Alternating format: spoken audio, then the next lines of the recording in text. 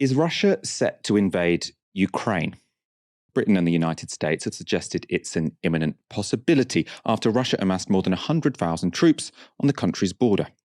Of course, in many senses, Ukraine is already engaged in a military conflict with Russia and has been for 9 years. In 2014, after the Maidan uprising toppled the government of Viktor Yanukovych, Russia responded by backing separatists in the east of the country and by annexing Crimea. This map shows the state of play, which has been sustained since 2014. As you can see, the west of the country is dominated by ethnic Ukrainians and remains under control of the government in Kiev. To the east, Russian-backed separatists control the Russian-speaking Donbass region, and Russia has annexed Crimea. It's an ongoing conflict which has so far severely destabilized Ukraine, prompted Western sanctions against Russia, and left over 13,000 people dead. But it has mostly been seen in Russia as a geopolitical success. And now, Putin wants to push any gains made further.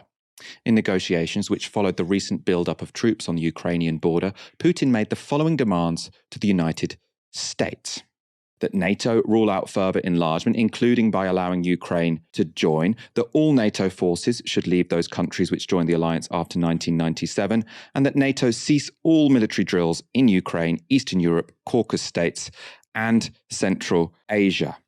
Those priorities from Russia are long-standing, and on the face of it, they appear reasonable. At the end of the Cold War, Soviet leaders received verbal assurances that NATO would not expand into the former Eastern Bloc, which Russia believed would remain neutral. But NATO broke that promise. In 1999, Poland, the Czech Republic, and Hungary, all formerly members of the Warsaw Pact, joined NATO. Then in 2004, 7 more Eastern European countries joined the alliance, and that wave of expansion included Estonia, Latvia, and Lithuania, all former members of the USSR, which sit on Russia's border. These developments have been strongly opposed by Vladimir Putin, and that such moves would upset the Russians should come as no surprise.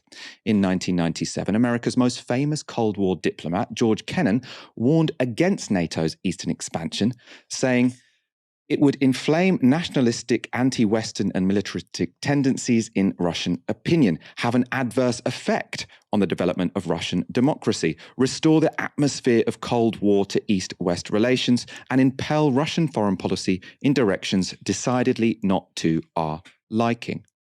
Those predictions were all borne out in subsequent events, and from this perspective, any tension in Ukraine might be seen as ultimately the fault of the West. Unsurprisingly, the Americans and NATO don't see it that way. Antony Blinken is US Secretary of State. He described the principles underlying America's rejection of Putin's demands. We make clear that there are core principles that we are committed to uphold and defend, including Ukraine's sovereignty and territorial integrity, and the right of states to choose their own security arrangements and alliances. Again, without going into the specifics of the document, I can tell you that it reiterates what we said publicly for many weeks and in a sense for many years, that we will uphold the principle of NATO's open door. There is no change in the U.S. and NATO position in this document. First of all, there is no change. There will be no change. Second, we reiterate that principle. Of course, it is for NATO, not the United States unilaterally, to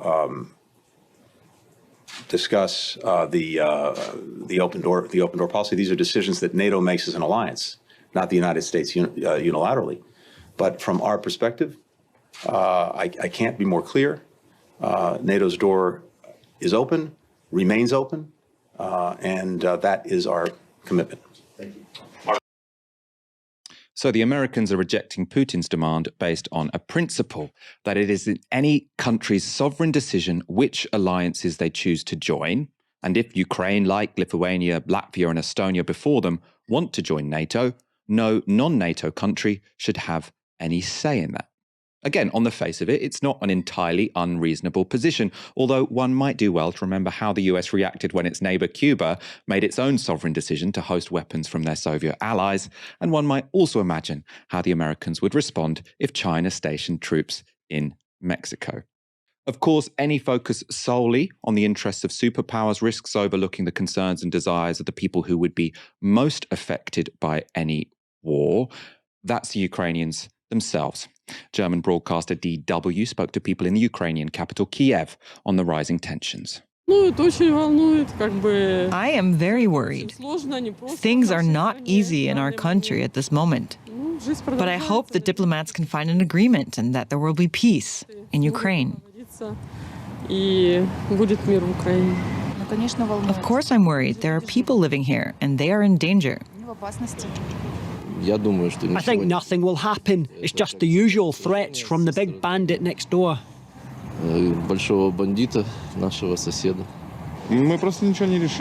There's nothing we can do. I have to work and feed my family. I don't have time to think about what I will do if something happens.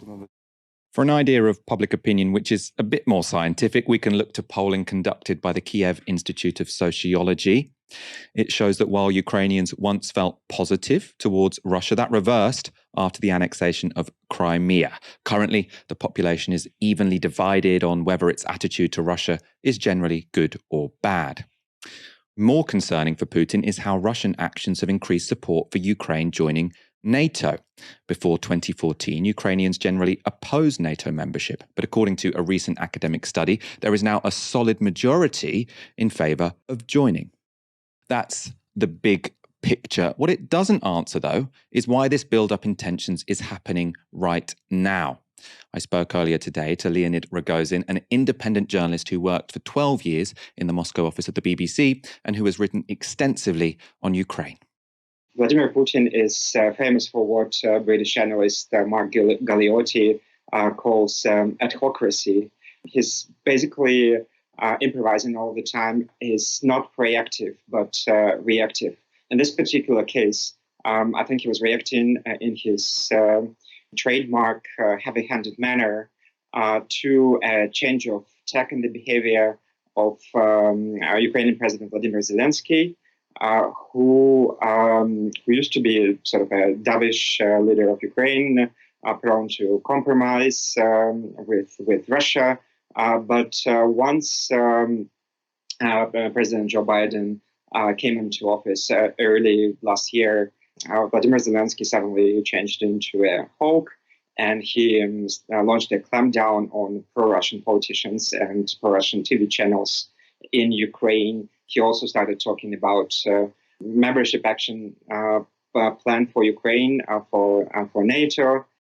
So according to Rogozin, it was a changed approach in Kiev and Washington that prompted a reaction from Moscow, and which has now led Putin to seek to renegotiate Europe's entire security architecture. Of course, that doesn't necessarily mean that if there is an escalation, Ukraine or the US are solely to blame. I mean, it is always important to remember that it was Russia which invaded Ukraine in the first place in 2014 by annexing the Crimean Peninsula and by instigating the war in Donbass. And that war resulted in 2015 after two humiliating defeats of the Ukrainian army at the hands of the Russia-backed rebels.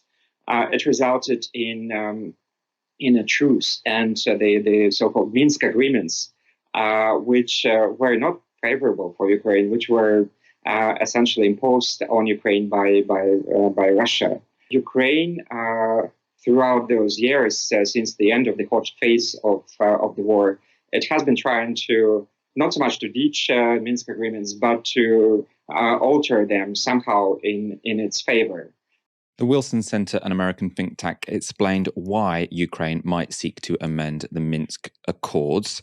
They write, the Minsk agreements stipulate establishing a ceasefire and separating the opposing military forces, providing a special constitutional regime for the Donbass with requisite amending of Ukraine's constitution, and the holding of elections in the non-controlled territory, with Kiev thereafter to have control over the Russia-Ukraine border in Donbass. In this way, the Russia-backed separatists in Donbass could become a political force in Ukraine, quite likely under the control of the Kremlin, with the chance of gaining representation in parliament and eventually executive power. So that's why Ukraine want to renegotiate Minsk. But why make this move now? There are two theories here. First, A more assertive US president means Ukraine has a stronger ally when standing up to Russia. And second, the imminent planned opening of Nord Stream 2 means this could be Ukraine's last chance. Nord Stream 2 is a project set to dramatically increase the amount of gas Russia can export to Western Europe and would end Russia's reliance on Ukraine as a transit state. Work on the pipeline finished last September, but Gazprom is still awaiting approval from European regulators before it can open the taps and start pumping gas. If Ukraine wants the West to use a threat to cancel Nord Stream 2 as leverage against Russia, they need them to use that leverage very soon. Aaron, it's an incredibly complicated geopolitical conflict between the Ukraine, Russia, NATO. How are you making sense of it? I think you've done a really great job, Michael, of communicating both sides of the argument, which is you have the Russian perspective, and both of these have to be listened to if you want to make sense of things. You don't have to agree with both of them. Obviously, that's impossible. They're diametrically opposed, but you need to at least engage with those arguments to have a reasonable understanding of what could happen and why. There's the Russian argument and there's the Ukrainian argument. The Ukrainian argument makes sense to us quite easily because, we talk about national sovereignty, and sovereign states should determine what military alliances they're in and who they buy weapons from and whether or not they host foreign militaries and so on. And I think that's a reasonable argument to make. And what we don't hear as often is the Russian argument, which is, look, we were invaded 3 times by the great powers from 1810 or whatever it was when Napoleon's marched to Moscow, 1812. You've got obviously the 1920s after the Russian Revolution. You have 20 foreign powers deploying troops during the Russian Civil War to remove the revolutionary government. And of course, you have, after 1941, invasion of the Soviet Union by the Third Reich. Immensely destructive, it must be said. So you've got these 3 wars. And I think that we have to kind of understand better the sensibilities that are leveraged by Putin and Russian politicians domestically to say, well, look, we've had the experience of invasion and occupation repeatedly, as Russia has done to elsewhere. I'm not sort of minimizing that, but I'm talking about how this plays out with the domestic audience. And then we've got a country next door, which is the Ukraine, which has been seen as part of the Russian-speaking civilization for centuries. The central city of Rus was Kiev. And, imagine kind of Winchester for Anglo-Saxon kind of culture, and all of a sudden actually people say, well, actually it's not actually in the same cultural sphere as London. And this particular country, Ukraine, now wants to join NATO, increasingly so. And it could host potentially missiles pointed at Russia. Again, for a country that's been through those 3 invasions since 1812, which has had this historic relationship to Ukraine, you have to understand why that's a big deal. And you have to understand how that could be leveraged by domestic politicians for their own political gains, which I'm under absolutely no illusion that's what Putin is doing. And that's very powerful. And so I can sort of see both arguments here, which is to say there's a sphere of influence which Russia has. Does that undermine Ukrainian sovereignty? Absolutely. Ukrainians deserve better than that. What I don't like, however, is the hypocrisy that comes from the European Union. We don't believe in spheres of influence, really. You have like near abroad programs. You have kind of neighborhood arrangements with countries in North Africa and Eastern Europe and sort of Western Asia, effectively, countries like Georgia, Azerbaijan. So you can have a sphere of influence, but the Russians can't. So I do think it's important to see both sides of this argument. Personally, you have to come down on the argument that says, of course, Ukraine is a sovereign government. If its government is democratically elected, has the right to join whichever military alliance it wants to. But I think equally, you have to grasp the fact that, well, the Russians aren't going to like that. And they may do things like cut off energy supplies. And again, another thing which does irritate me is people say, oh, well, Russia, if we get Russia out of SWIFT, which is a huge act of economic isolation, cutting them off from a big part of the global financial architecture, if we do that, then they won't export energy to us. Well, of course they're not going to export energy. What, you want them to do it for free? It's like we can use our leverage, but they can't use theirs. And I think, again, as political analysts, you have to look at these things objectively and understand why people are acting in a certain way. I think you laid that out very, very clearly, Michael. It is very complicated. I do fall down on the argument that Ukraine's a sovereign nation and they should determine their own future. But I also think this idea that Putin is acting without any consent from the Russian people, that he isn't drawing upon a wellspring of ideas and themes in Russian history, and he's not leveraging them for political benefit, I think is very naive. And again, Vladimir Putin is very popular in Russia. Like, this is not fake news. The best polling data we've got from companies that aren't even particularly favorable to him shows that he's a popular leader. Less so than he was, say, 4 or 5 years ago. And there's an argument that every time you get diminishing popularity for Vladimir Putin, you get a war. We saw it in Georgia in 2008. We saw it in the Ukraine with the events of 2014. But I think it is important to see both sides of this. That doesn't mean you minimize sort of the ethics involved or who's right and wrong. I think you can have that. You can have a very strong idea of who's in the right and who's in the wrong. But these things are, like you say, very complicated. And I think learning as much as you possibly can also helps. What's really interesting, Michael, I'll finish with this. And I think, you're getting those charts in terms of changing public opinion around NATO, hugely important. Before 2014, there was no real mass consent in Ukraine to join NATO. For the EU, it was very different. And I always found that very strange around the Maidan protests in 2014. We want to join NATO and we want to join the EU, and these are the two, these are the same thing. I thought that was a big strategic mistake. I thought the Ukraine could have joined the EU without joining NATO, and that could have been a middle ground. That's not happened. I think that was probably an act of overreach by policymakers in Washington to encourage that. But we are where we are. And like you say, I do buy the argument that Ukraine now is in kind of borrowed time to make this salient and to make their move, because Russia will find it a hell of a lot easier to isolate them in 18 months with regards to Nord Stream.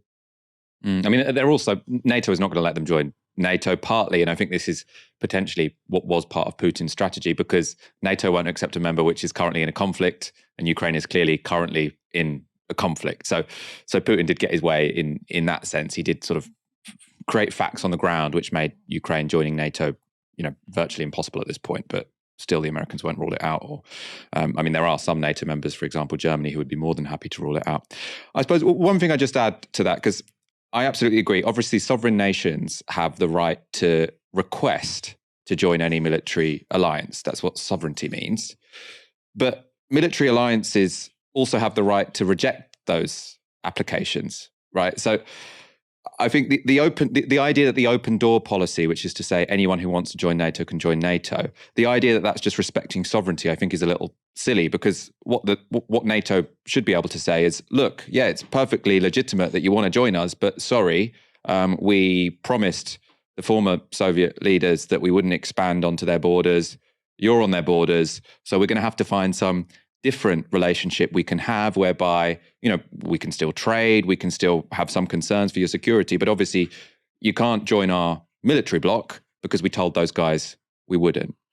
So I think on a moral level, that'd be clearly an option. Obviously, NATO doesn't decide its members on a moral level anyway. They're not particularly interested in country sovereignty. They wanted to move right up to Russia because they wanted to contain Russia. So, Russia has every interest or every reason to feel insecure about that, even if Putin here is just as much motivated by shoring up his own popularity in Russia, which is rapidly declining over the past couple of years. So we're not going to give you an easy answer, but I hope we have given you a concise introduction into what is going on in an incredibly important geopolitical conflict right now, which I have to say, a lot of bullshit is being spoken about on all sides. So I hope we have done something to clear that up and to further understanding of all of this.